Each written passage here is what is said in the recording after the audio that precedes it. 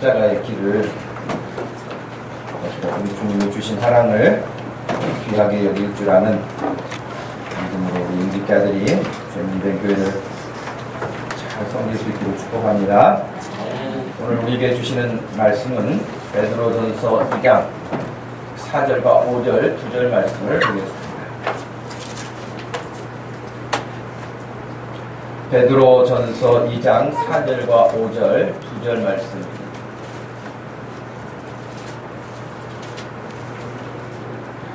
같이 읽겠습니다.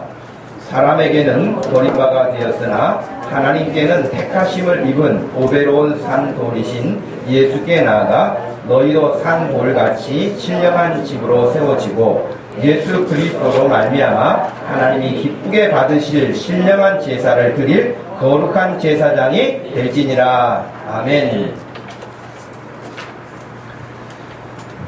믿음의 종합검진이라고 하는 시리즈로 오늘은 예배자의 태도에 대해서 우리가 말씀을 전하려고 합니다.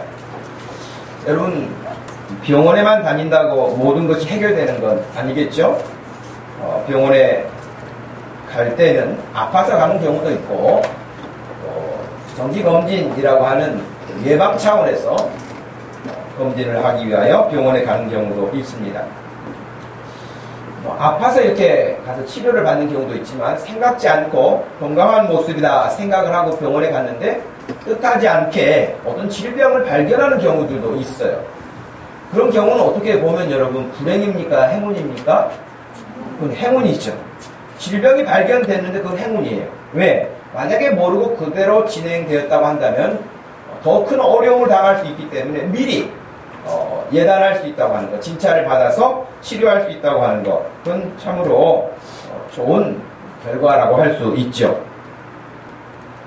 문제는 우리가 이제 우리 몸의 부분에서 어떤 특정 부분을 한 부분만 위가 안 좋다, 소화가 잘 안 된다, 그래서 그럴 수도 있고 머리가 아프다, 그래서 그 부분만 집중을 해서 검사를 할 수도 있지만 종합검진이라고 해가지고 전체를 이렇게 몸을 마치 스캔하듯이 그렇게 살펴보고 어떤 부분이 약한가, 어떤 부분을 더 보강해야 되는가 하는 것들을 우리가 이야기를 듣게 되고 또 그 처방에 따라서 강건함을 위해서, 건강함을 위해서 우리가 또 노력하는 부분도 생기죠.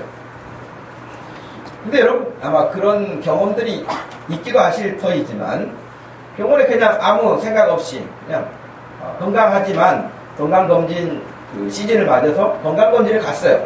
그래가지고 결과 보러 갈 때는 좀 마음이 편치는 않죠, 누구든지. 그렇죠? 아무리 건강한 사람이라 할지라도 건강검진을 마치고 일주일 후에 오세요. 그래서 다시 갈 때는 마음의 부담감은 누구나 다 가지고 있을 거예요. 혹시라도 뭐 다른, 그런데 그런 마음의 불안감도 있는데 의사가 이 부분은 한 번 더 이렇게 살펴봐야 되겠다, 이랬다가는 가슴이 철컹하고 가라앉겠죠. 무슨 일이 있지는 않는가, 이런 두려운 마음 대부분 그렇죠. 우리는 지난 5주간을 통해서 사도 바울이 고린도 교회 성도들에게 너희가 믿음 안에 있는가 너희 스스로를 시험해봐라. 이건 누군가 옆에 사람이 너 믿음이 있어? 너 믿음 없어? 이렇게 말하지 않고 너 스스로가 예수 그리스도 안에 있는가? 네 스스로가 시험해봐라. 점검해봐라. 그렇게 말씀했던 것을 우리가 기억을 하고 그 말씀의 연장선에서 지금 다양한 부분들을 우리가 살펴보고 있습니다. 교회와 나는 무슨 관계가 있는가? 교회와 나는 지금 정상적인 관계에 설정이 되어 있는가? 한번 여러분 벌써 한 5주 전에 한 거니까 여러분이 잊어버리고 계실 수도 있겠지만 교회와 나라고 하는 관계가 지금 정상 관계로 세팅이 되어 있는가 한번 보세요. 세팅이 되어 있는 것 같아요? 교회와 내가 정상적인 관계로 세팅이 됐다고 하는 것은 교회가 가는 일엔 내가 한 몸이 돼서 같이 가는 거죠. 그죠? 교회와 나하고는 분리될 수가 없으니까요. 그래서 지금 교회가 지금 가는 방향이 어디고, 교회가 지금 관심을 가지고 있는 게 뭐고, 교회가 집중해서 기도하고 있는 게 뭐고, 힘쓰고 있는 일이 뭔가, 이것들을 내가 같이 느끼고 있는 사람은 교회와 지금 세팅이 잘 된 사람이에요.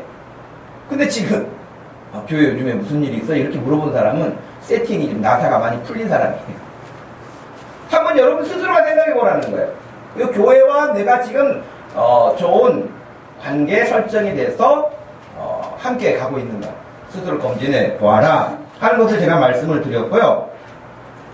여러분이 육체 양식을, 음식을 하루 밥 3끼 먹는 것도 부족해서 간식에 또 맛있는 거 보면 참지 못하고 더 먹고 막 이런, 우리가 먹는 것도 얼마나 먹고 마시고 합니까? 그것처럼 여러분의 영혼도 똑같이 먹고 마시는 일을 신경을 써봐라.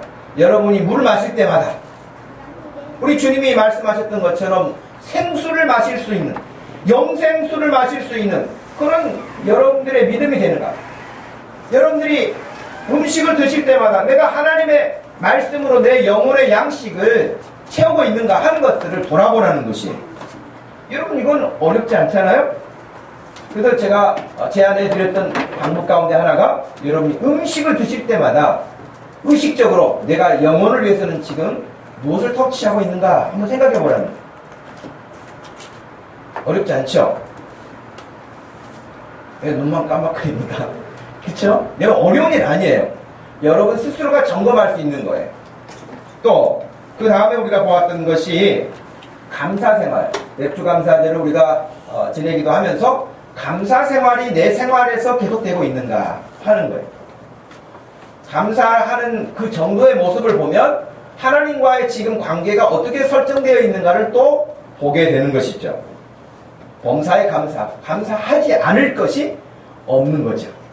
감사할 게 뭐가 있어요? 요즘에 저는 스트레스가 너무 심해요. 이런 사람은 믿음이 어떤 이유가 됐든지 간에 지금 약해진 거예요.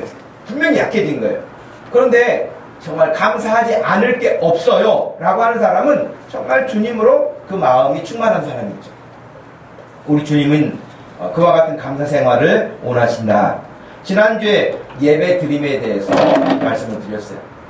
예배 드리는 것을 즐거워하십시오. 예배 드리는 것을 귀하게 여기십시오. 예배 드리는 것을 마음 쓰십시오. 예배 드리는 것을 미리 준비하십시오. 그런 말씀을 드렸어요. 하나님은 예배 드리는 사람들을 기뻐하세요. 그래서 오늘은 그 연장으로 예배자의 태도가 어떠해야 되겠는가 하는 부분을 살펴보려고 합니다. 문제가 뭐냐면 제가 지난 5주간 이런 말씀을 쭉 전해드렸는데 여기 계신 여러분들 중에 말씀을 듣기 전에는 그냥 나도 별 문제 없이 잘 하고 있다 이렇게 생각을 했었는데 말씀을 듣고 보니 참 이 부분이 에러가 있구나, 내가 이 부분이 참 약하구나, 옛날에는 그렇지 않았는데 내가 이 부분이 굉장히 빈약하구나 라는 생각이 들어서 지난 5주 동안에 그 어떤 약한 부분을 보강하기 위해서 힘쓰는 사람이라면 아주 은혜받은 사람이에요. 근데 5주 전이나 지금이나 전혀 예배 생활과 기도 생활과 하나님을 섬기는 관계에서 변화가 없다. 그 사람은 치매 내지는 굉장히 심각한 무감각증에 걸려있는 거예요. 여러분 어떠세요? 여러분이 말씀을 들었던 어떤 한 가지라도 붙잡고 나는 그런 다른 부분들도 연약하지만 이 부분이 더 연약한 것 같아. 이 부분을 좀 보강해야 되겠어. 그렇게 해서 여러분들이 어떤 부분들을 그렇게 보강을 한다고 한다면 여러분은 믿음이 건강하게 가는 사람일 거예요. 만약에 그 부분이 하나도 없다 라고 한다면 여러분 오늘 더 정신 차려서 여러분들 스스로를 챙겨볼 수 있기를 바랍니다. 예배자의 태도라고 했는데 하나님께서는 예배를 좋아하실까요? 싫어하실까요? 좋아하시죠. 좋아하시기도 하지만 싫어하기도 하세요. 어떤 예배를 싫어하시죠? 예배는 예배인데 하나님이 싫어하시는 예배가 있어요. 어떤 예배를 싫어하실까요? 믿음 없이 드리는 예배, 말씀을 따라 드리지 않는 예배, 우리가 신령과 진정, 영과 진리로 라고 하는 말씀을 요한복음 4장에서 배웠는데 거기서 하나님이 가르쳐주신 말씀을 따라서 드리는 예배를 원하시지 우리 방식으로 드리는 걸 원치 않으세요. 하나님을 떠난 이방 종교들의 특징이 뭐냐? 그것은 흔히 말하는 계시 종교가 아니잖아요. 하나님이 말씀해 주신 것을 따라서 드리는 예배가, 제사가 종교가 아니잖아요. 그러니까 전부 다 사람들의 자기들의 생각에 근거해서 한 것들이에요.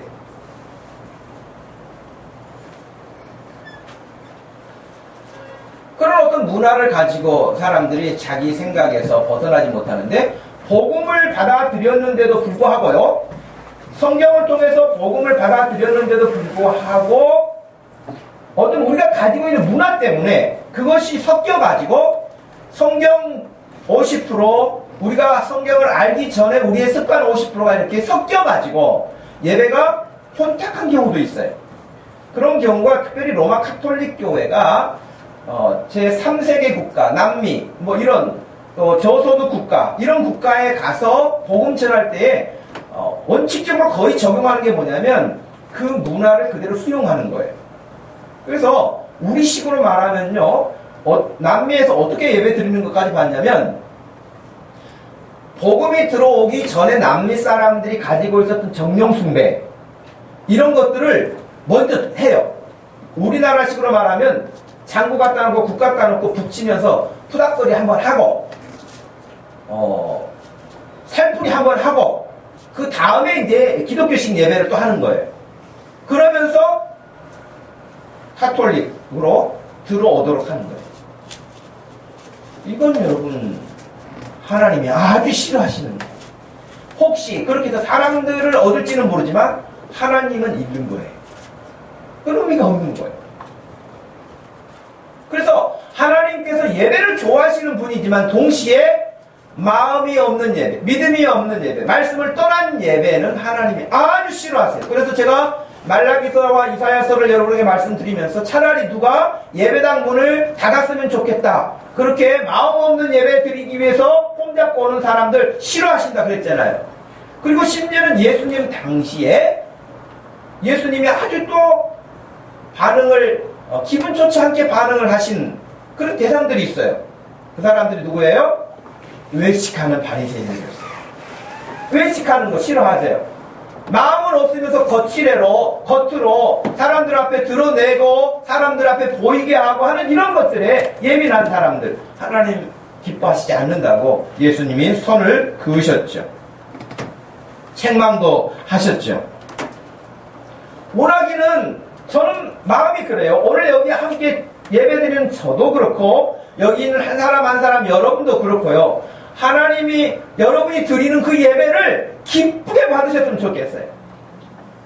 누군가가 여러분한테 와서 인사를 해요. 아는 사람이라고 인사를 하는데 아주 따뜻하게 공손하게 인사를 하는 사람이 있는가 하면 그냥 인사를 안 할 수는 없어서 어쩔 수 없이 아는 척을 하고 하는데 별로 인사를 받았어도 기분이 안 좋은 인사가 있어요. 여러분 그러지 않겠어요? 아는 척을 하는데 마음이 없어요. 아는 척은 하는데 마음이 없어요. 제가 이제 어제 그 7주간 창대교회 부부행복학교 프로그램을 어제 마무리하는 시간이었는데요. 마치고 이제 6층에서 공부를 그동안 했었는데 마치고 거기서 다 인사를 했어요. 인사를 했는데도 또 남자 집사님들이 주차장까지 또 따라 나와서 또 인사를 하는 그 모습을 보면서 이 사람들이 참 은혜를 사모하고 있는 사람들이구나 그런 생각을 했어요. 여러분 위에서 인사했으니까 그냥 끝날 수 있잖아요.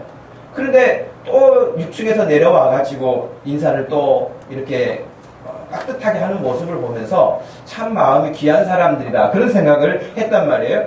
그런데 그런 인사를 받게 되면은 기분이 좋죠. 싫지가 않죠. 근데 인사를 다 하긴 했는데 사람이라는 게 느낌이 있어서 마음이 없이 하는 것은 다 싫단 말이에요. 하나님께서 그런 예배를 좋아하시지 않아요. 싫어하신다는 거예요. 문제는 하나님께서는 진실로 예배하는 자들을 찾고 계시는데 오늘 5절 말씀을 여러분 보시면 5절 말씀에서는 너희도 산 돌같이 신령한 집으로 세워지고 이 말씀을 간단하게 먼저 말씀을 드리면 산 돌같이 여러분 우리가 욕할 때 제일 싫어하는 게 이 돌 땡땡땡아 막 이렇게 하는 머리를 가르쳐서 그렇게 말하면 싫어하잖아요. 그죠? 돌머리라고 하면 누가 좋아하겠어요. 근데 성경에서는 우리에게 너희도 산 돌같이 그래요. 이건 뭐예요? 구약의 성전 지을 때 돌을 가지고 지었잖아요.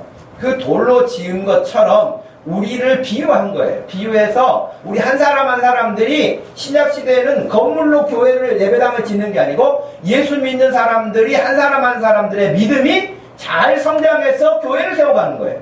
이건 예배당이죠. 이 홀은 예배당이지 교회가 아니죠. 여기 한 사람 한 사람이 마치 벽돌과 같이 그런 역할을 하는 거예요. 큰 돌과 같은 역할을 하는 거예요. 그래서 서로 연결해서 우리 주님이 거하시는 성전을 지어가는 거예요.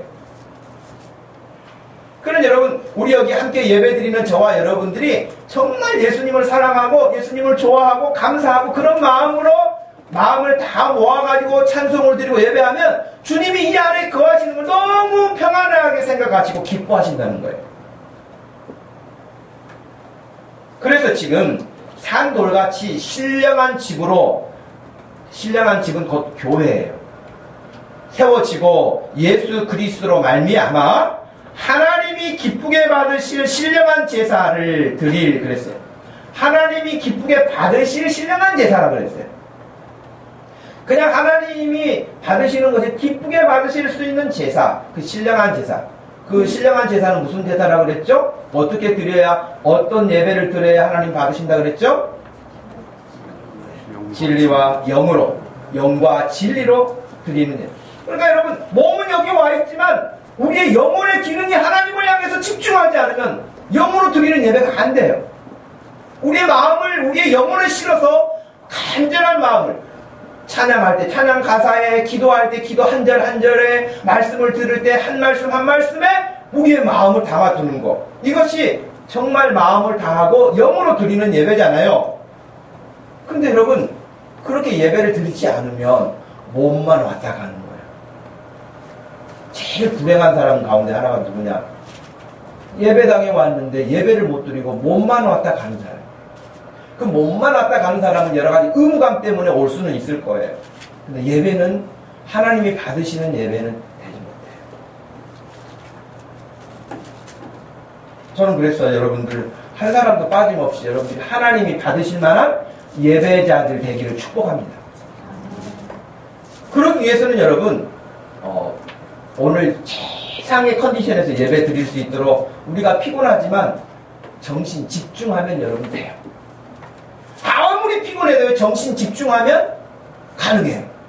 근데 정신줄 놓으면 그렇게 피곤하지 않는데도 불구하고 온전하지 못해요. 오늘 이 5절 말씀을 보면 제가 두 가지를 말씀을 드리고 싶은데, 첫 번째는 하나님이 기쁘게 받으실 신령한 제사이고, 또 하나는 그렇게 제사를 드리는 거룩한 제사장이라는 거예요. 우리에게 그런 거룩한 제사장이 되라고 말하는 거예요.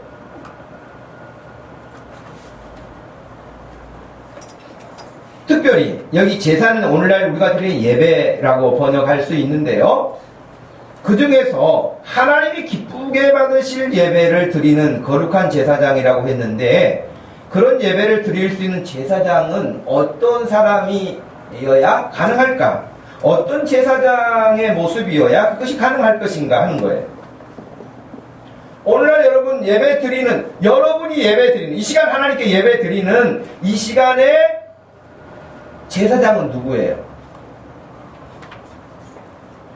이 시간에 예배 드리는 이 예배, 목동주심교회가 주일 오전 10시에 드리는 이 예배에서 제사장은 누구예요? 그렇죠. 내 자신인 거예요. 내 자신이 예배 드리는 제사장인 거라. 성경에 그렇게 가르쳐요. 내가 제사장인 거예요. 그러니까 내가 오늘 예배가 잘 드려졌는가 안 드려졌는가는 자기 자신 보면 아는 거예요. 내가 잘 드렸는지 안 드렸는지. 누가 옆에 사람이 뭐 문제가 아니에요. 내가 제사장으로 내가 지금 예배를 드리는 건데 누가 대신 드려주는 게 아니에요. 목회자가 대신 드려주는 게 아니에요. 저는 이 앞에서 인도하는 자예요. 인도자예요. 제사장이 아니에요. 여러분이 하나님께 예배를 잘 드릴 수 있도록 리더하고 있는 것이죠. 저 자신도요, 여기서 예배 인도자만 되면 저도 불행한 사람이 되죠. 예배를 인도하기만 하고 내가 예배를 못 드리는 사람이 되면 어떻게 되겠어요? 그러니 저도 예배를 잘 드릴 수 있는 사람, 여러분 또한 그럴 수 있는 사람을 요구하는 것이죠. 문제는 구약에서는 제사장을 구별하여 세웠다는 거예요. 여러분 구약에서 제사장은 누가 됐습니까? 어떤 사람이 제사장이 됐죠? 이스라엘에 12지파가 있었는데 그 중에서도 어떤 지파? 레위 지파라고 하는 사람들만 하나님이 제사장으로 섬길 수 있는 기회를 주시고 나머지는 제사장이 될 수가 없었어요. 그 중에서도 또 특별히 아론의 자손들이 제사장으로서의 역할을 감당하도록 구별해 놓으셨어요.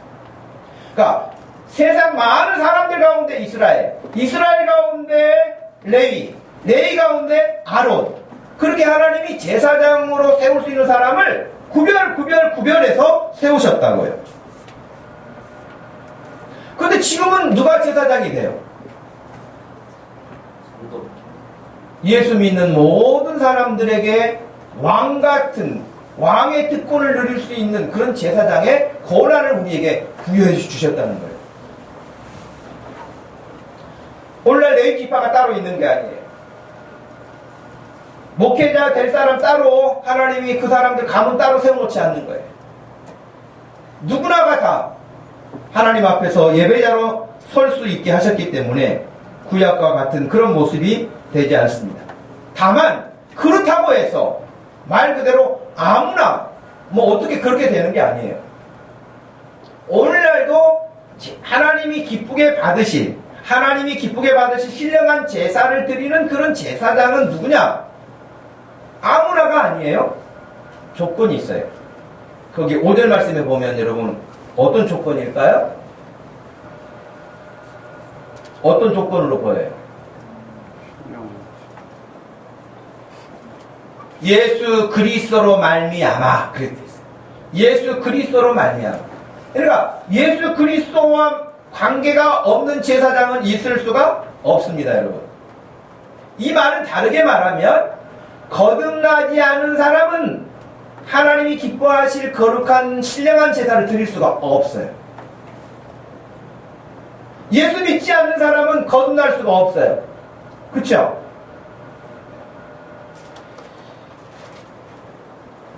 아침에 꿀들을 들고 오셨어요. 대답이 없어요. 여러분, 거룩한 제사장을 구별해서 구약에서는 제사를 드렸다고 그랬잖아요. 그런데 신약에서는 따로 레위 지파가 없어요. 아론의 지파가 자손이 아니에요. 그는 다 제사장이 될 수 있는데 아무나 그냥 누구나 길 가다가 하는 문제가 아니고 하나님이 기쁘게 받으실 만한 제사의 제사자는 어떤 사람이냐? 예수 그리스도와 관련 있는 사람이고 예수 믿는 사람이고 예수 믿어서 거듭난 사람만이 하나님이 기쁘게 받으실 제사를 예배를 드릴 수 있다는 거예요. 거듭나야.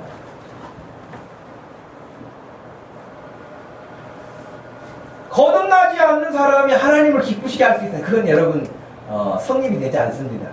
거듭나지 않고서는 하나님 나라를 볼 수도 없다고 그랬잖아요. 들어갈 수도 없다고 그랬잖아요. 하나님을 기쁘시게 할 수도 없어요.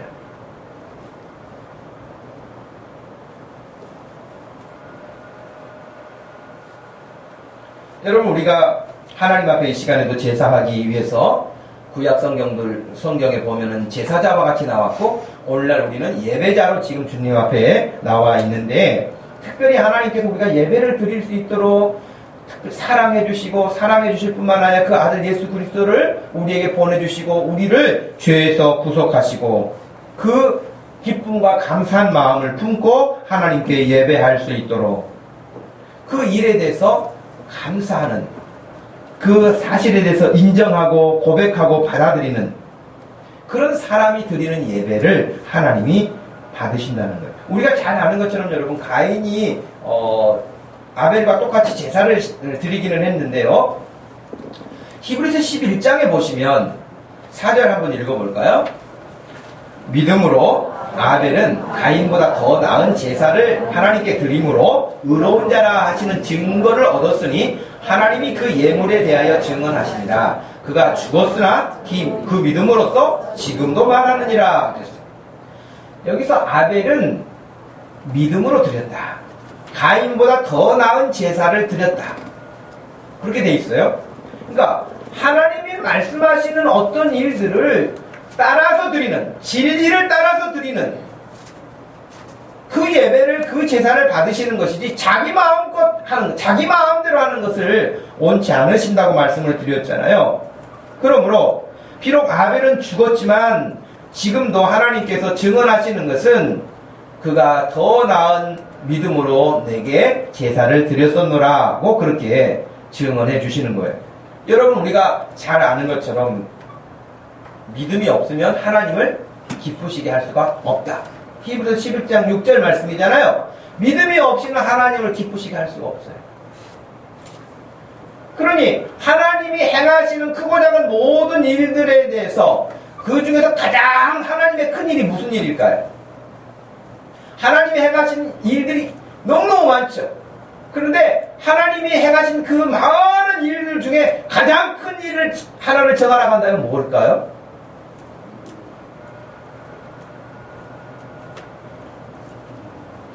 그것은 많은 일 중에 예수 그리스도를 이 땅에 보내셔서 우리 죄를 속죄하시고 너를 죄에서 건지시고 너를 영원한 멸망에서 영원한 생명으로 천국으로 건져내셨다고 하는 하나님의 큰 구원의 일, 예수 그리스도를 십자가에 내어주신 그 일, 곧 예수님을 믿는 거예요. 예수님을 믿는 일이 하나님이 하신 일 가운데 가장 큰 일이에요. 우리가 막 다른 어떤 업적을 많이 남기는 것의 문제가 아니고 하나님의 가장 큰 일, 예수 그리스도를 보내신 일, 예수 그리스도가 십자가에 죽도록 하신 일, 다시 3일 만에 부활하게 하신 일, 우리를 그로 말미암아 구원하신 그 일들을 아멘 하고 받아들이는 사람. 아멘 하고 받아들이는 이 사람은 어떤 전제가 깔려 있냐면 자기가 죄인이라는 사실을 인정하는 거예요. 자기는 죄인이라는 생각도 들지 않는데 그냥 하나님이 하시는 일이니까 그냥 뭐 믿지요 뭐 이게 아니고 그 예수님을 딱 보니까 내가 얼마나 문제 많은 죄인이라는 것을 아주 실감하게 되는 거예요. 그래서 하나님이 하시는 일에 대한 신뢰, 그 믿음이 없이는 하나님을 기쁘시게 할 수도 없고 하나님을 기쁘시게 할 수 없는 사람인데 무슨 예배를 드리는데 하나님이 기뻐하시겠어요? 당연히 그 믿음이 없이는, 그리스도에 대한 믿음이 없이는 하나님을 기쁘게 하는 예배를 드릴 수가 없다는 것이에요. 히브리서 11장 여러분 우리 5절 말씀에 보면은 그런 말씀도 있잖아요. 에녹이라고 하는 사람은 죽음을 보지 않고 천국을 간 사람이잖아요. 그런 일이 가능할까요? 우리 이진아 형제님, 사람이 죽지 않고 천국으로 바로 가는 그런 일이 가능할까요? 들어본 적도 없으시죠? 네. 근데 성경에 그런 사람이 딱 2명 나와요. 구약 성경에. 한 사람은 에녹이고 한 사람은 엘리야예요, 엘리사예요? 엘리야죠. 엘리야가 죽음을 보지 않고 성경에 2 사람이 있다. 실제로. 이런 이야기하면 예수 믿지 않는 사람, 뭐 그런 이야기가 다 있어. 뭐 전설 같은 이야기, 동화 같은 이야기라고 하죠. 그래 여러분, 성경이 동화가 아니잖아요. 근데 바로 하나님 앞에 귀한 믿음을 가지고 있던 사람, 에녹이라는 사람, 이 사람은 5절에 보니까 에녹은 죽음을 보지 않고 옮겨졌으니 하나님이 그를 옮기심으로 다시 보이지 않았다. 그는 옮겨지기 전에 하나님을 기쁘시게 하는 자라 하는 증거를 받았다는 거예요. 하나님을 기쁘시게 하는 자라. 근데 하나님을 기쁘시게 하는 자라고 했던 이 부분을 창세기 5장에서 이렇게 이야기를 해요. 창세기 5장 21절에 에녹은 65세에 무두셀라를 낳았고 무두셀라를 낳은 후 300년을 하나님과 동행하며 자녀를 낳았으며, 그냥 자녀를 낳는 게 아니라 하나님과 동행하는 중에 자녀를 낳았으며 그가 365세를 살았더라. 에녹이 하나님과 동행하더니 하나님이 그를 데려가심으로 세상에 있지 아니하더라 그랬어요. 여기서 하나님을 기쁘시게 하는 방법은 뭐예요? 하나님과 동행하는 거예요. 하나님과 동행한다는 것은 뭘까요? 여러분, 뭐 가끔 운동회 체육대회 하고 뭐 그럴 때 발 묶어가지고 2인, 3인 뭐 함께 뛰는 이런 경기 해보셨죠? 근데 여러분, 거기서 승리할 수 있는 조건이 뭐예요? 일단은 속도감은 2번째고 발 보조를 잘 맞춰야 되겠죠. 잘 보조가 안 맞는데 빨리 가면 어떻게 되겠어요? 다치겠죠. 힘센 사람이 막 끌고 가면 끌려가는 사람도 생길 터이고 그런 사고가 나겠죠. 동행한다고 하는 것은 하나님과 보조를 맡아서 같이 간다. 큰 일이 됐든 작은 일이 됐든 어떤 일이 됐든 하나님과 늘 같이 그 일을 생각하고 하나님과 같이 그 일을 의논하고 그렇게 사는 사람이 하나님과 동행하는 사람이에요. 그렇게 하나님과 동행하는 사람을 히브리서 기자는 하나님을 기쁘시게 했다고 번역을 했어요.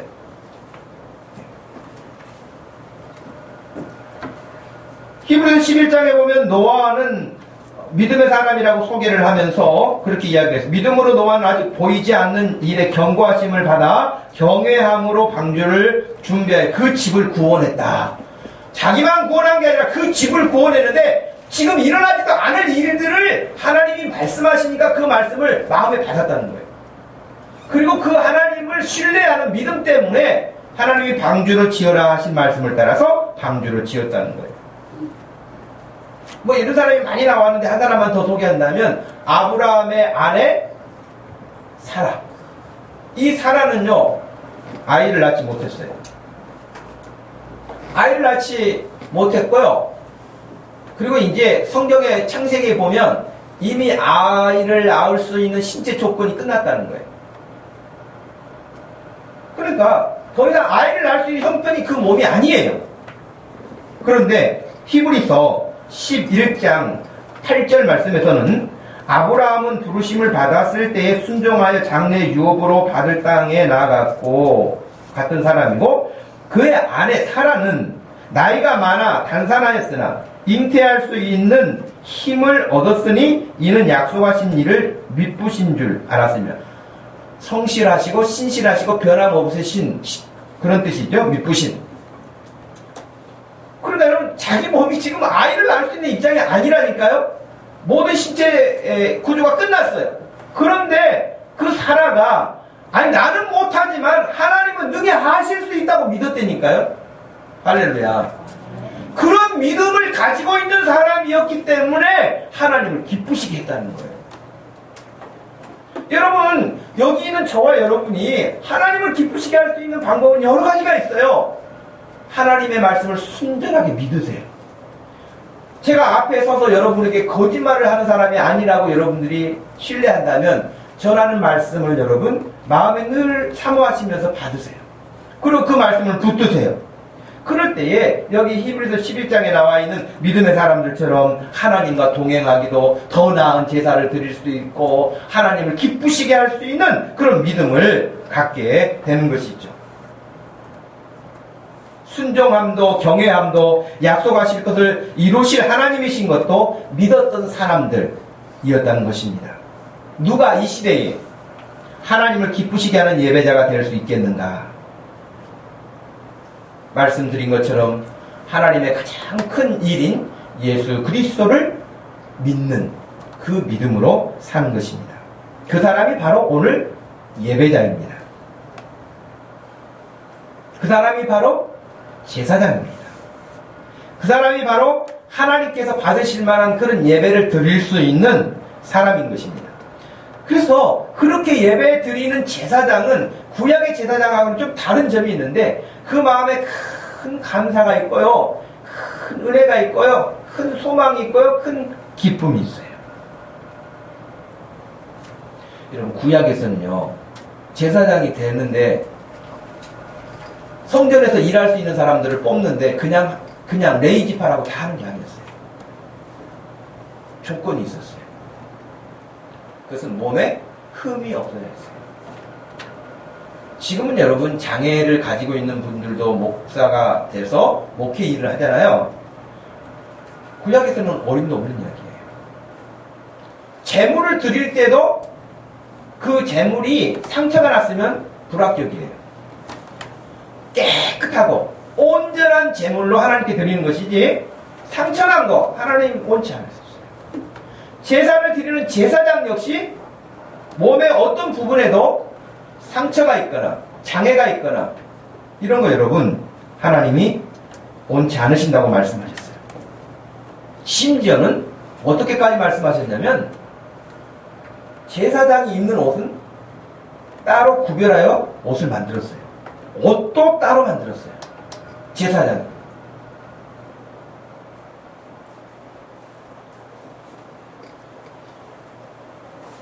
레위기 21장 17절 이하의 말씀에 보면 아론에게 고하여 이르라 무릇 너의 대대 자손 중 육체에 흠이 있는 자는 그 하나님의 식물을 드리려고 가까이 오지 못할 것이라. 제사장이 될 수 없다 이 말이에요. 이렇게 하는 가장 큰 그 중심에서 요구하는 바가 뭐냐면 거룩함이에요. 거룩함, 흠이 없음 이런 걸 요구하시는 거거든요. 그런데 오늘 우리들을 보면은 어때요? 구약의 기준으로 세워놓고 구약의 기준을 표준으로 해놓고 우리 자신을 거기 1대1로 한번 대응해 보십시다. 그럼 우리는 어떤 사람일 것 같아요? 일단은 이스라엘 지파가 아니에요. 이스라엘 사람 아니에요. 두 번째 레위 지파도 아니에요. 아론의 자손도 아니에요. 그리고 또 여자도 많아요. 남자만 제사장이 됐어요. 우리는 또 흠도 많아요. 한마디로 제사장의 지읒자도 가질 수 없는 사람들이에요. 우리는 정말. 그런데 그런 사람들 여러분 그래서 말씀 한 곳을 같이 읽어볼 필요가 있겠어요. 에베소서 2장 11절에서 13절 같이 한번 읽어보십시다. 그러므로 생각하라.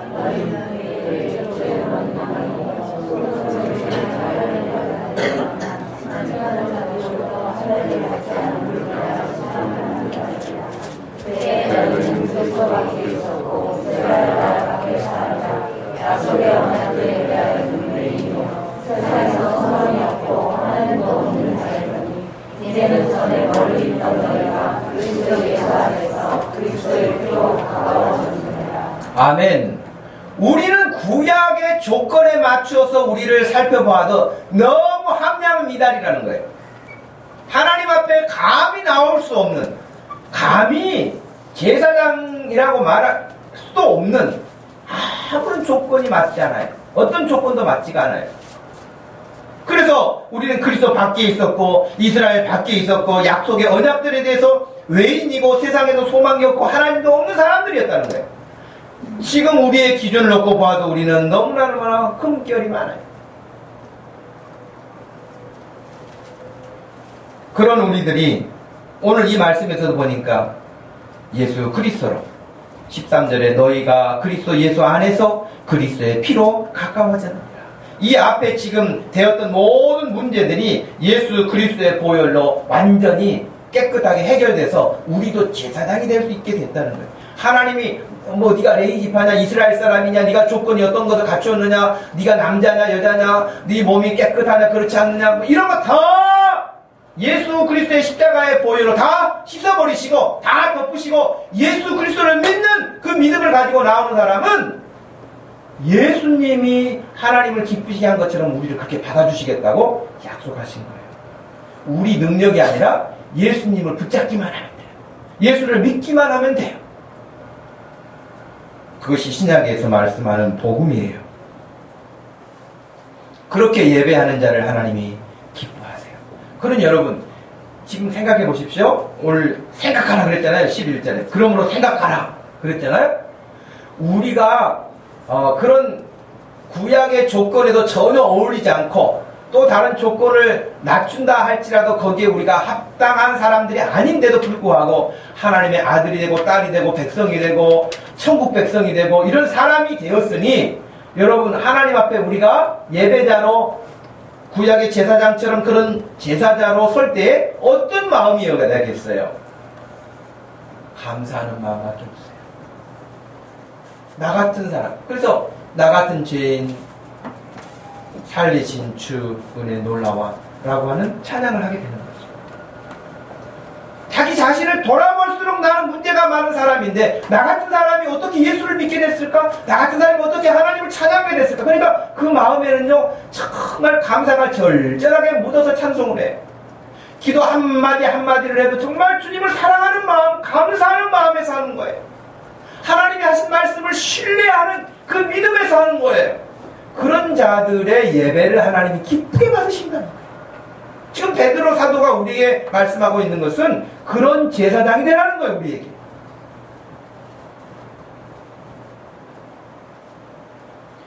여러분이 드리는 찬양을 우리 하나님이 기쁘게 받으실 수 있기를 축복합니다. 여러분 마음속에 정말 그런 감사의 마음을 품어서 찬양하고 예배하고 기도할 수 있고 섬길 수 있는. 또 한 가지 더 말씀을 드린다면 제사에는 반드시 제물이 있어야 했어요. 여러분 구약의 제사자들이 제물 없이 제사가 가능했습니까? 그 불가능한 거예요.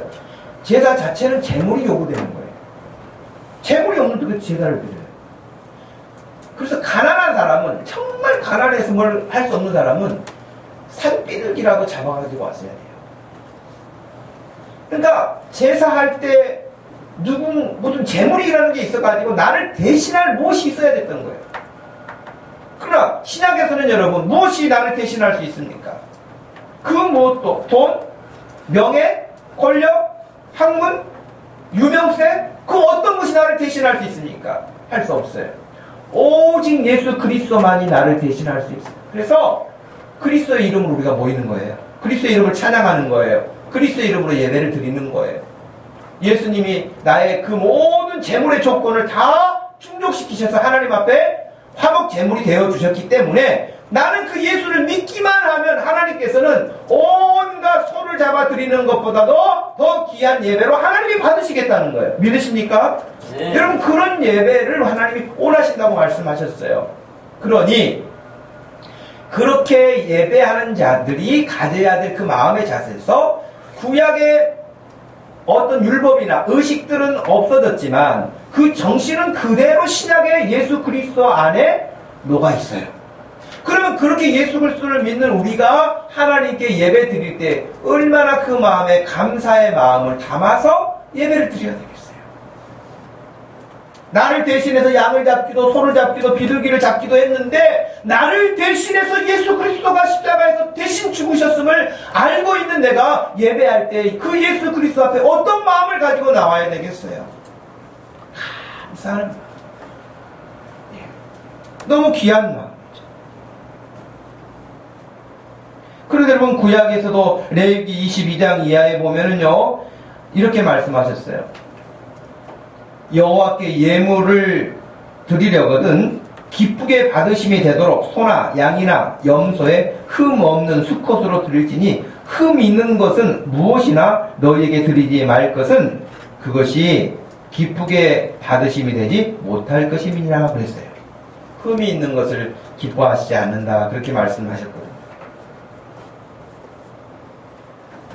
그래서 여러분 하나님께 예배하러 나올 때에 준비하고 여러 가지로 여러분들이 살펴야 할 것들이 여러분 스스로들이 있을 것이에요. 그럼 우리가 이 시간에 하나님께 정말 나를 대신하신 나를 대속하신 그 예수 그리스도를 생각할 때 어떻게 해야 감당할 수 있을까? 마음을 다하는 것은 말할 것도 없을 테고요. 힘을 다하는 것은 말할 것도 없을 거 아니겠어요? 나를 대신해서 십자가에서 직접 죽으셨는데 그분을 생각하면서 우리가 나오는데 그냥 뻔뻔하게 나올 수가 있을까요? 아무 의식 없이 나올 수 있을까요? 그럴 수는 없어요, 여러분. 우리가 그 하나님 앞에 나와 예배할 때에 하나님이 기쁘게 받으시는 그 예배는 나를 대속하신 그 예수 그리스도 앞에 절절한 감사가 있는 사람, 감격이 있는 사람. 헌금에 대한 부분도 제가 한 번 더 언급할 생각도 가지고 있습니다만은 여러분 우리가 하나님 앞에 드릴 수 있는 것이 몸도 드리고 시간도 드리지만 물질도 드리는 것이 있잖아요. 그 물질도 그저 내가 쓰는 어떤 돈의 어떤 한 부분을 하나님께 드린다 이 개념이 아니에요, 여러분. 교회에서는 이상하게 여러분 헌금 설교하면 굉장히 하는 사람도 부담스럽고 듣는 사람도 부담스럽다고 그래요. 그러나 여러분 그것은 부담스러워할 이야기가 아니에요. 하나님 앞에서 우리가 어떤 자세를 가져야 하는 문제이지 돈의 문제가 아니에요. 저는 그런 면에서 여러분들이 여러분의 마음을 다해서 하나님께 예물도 드릴 수 있는 사람들이 되기를 원해요. 나는 우리 청년들에게도 그래요. 우리 청년들이 지금 생산성에 있는 사람들이 아니잖아요. 생산자들, 수입을 얻는, 소득을 얻는 그런 사람들이 아니잖아요. 지금 소비자에 어떤 해당할 거예요. 그러나 우리 청년들만 하더라도 여러분 커피점에 가가지고 커피 한 잔 마시는 거 생각해 보세요. 여러분들이 하나님께 주일헌금을 드리는 일에 있어서도 커피 한 잔만큼도 마음을 담지 않는다 안 된다는 거예요. 우리가 먹고 마시는 것은 너무 쉽게 하면서 하나님께 드리는 일에 있어서는 아예 개념 없는 거예요. 내가 예를 들어서 청년들을 이야기했습니다만 모든 사람들이 마찬가지겠죠. 그래서 여러분 하나님께 드리는 것도 마음을 다 담아서 드리세요. 여러분에게 복이고 여러분 자손들에게 복일 줄로 믿습니다. 여러분 그럼 우리가 하나님 앞에 얼마나 마음과 시간과 물질과 구별하여 또 구별하여 드려야 되겠습니까? 그냥 예배 시간 되니까 어떻게 하다 보니까 오는 것이 아니에요.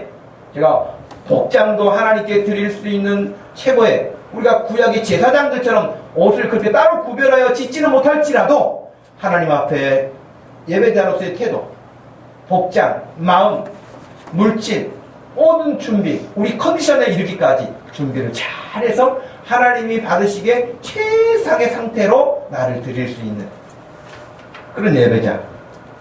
하나님께서 그런 예배자를 기뻐하신다고 말씀하신 거예요.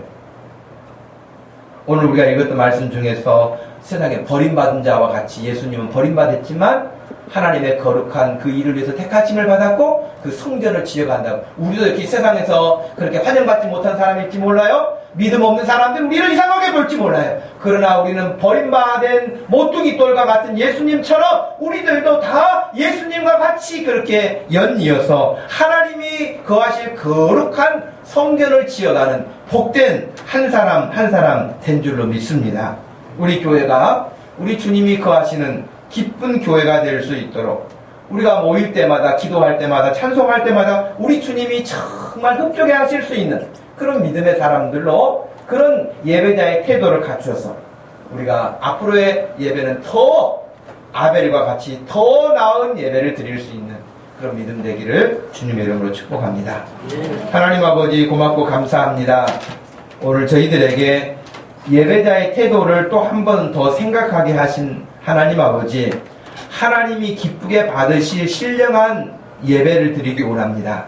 하나님, 또 생각하고 또 가르침을 마음에 담아두어서 우리 하나님을 어떻게 해서라도 기쁘게 할 수 있는 저희들의 믿음 되게 하시고 가정들 되게 하시고 또 우리 교회 되게 하여 주시옵소서. 하나님, 저희 가운데 늘 임재하셔서 영광을 받으시고 저희의 어리석고 미련하고 약한 것들을 깨우쳐 주셔서 우리도 신실한 하나님의 사람들처럼 이 시대에 그런 믿음으로 살도록 축복하여 주시옵소서. 감사하신 예수님의 이름으로 기도하옵나이다. 아멘. 다 같이 잘 일어나셔서 491장을 전합니다.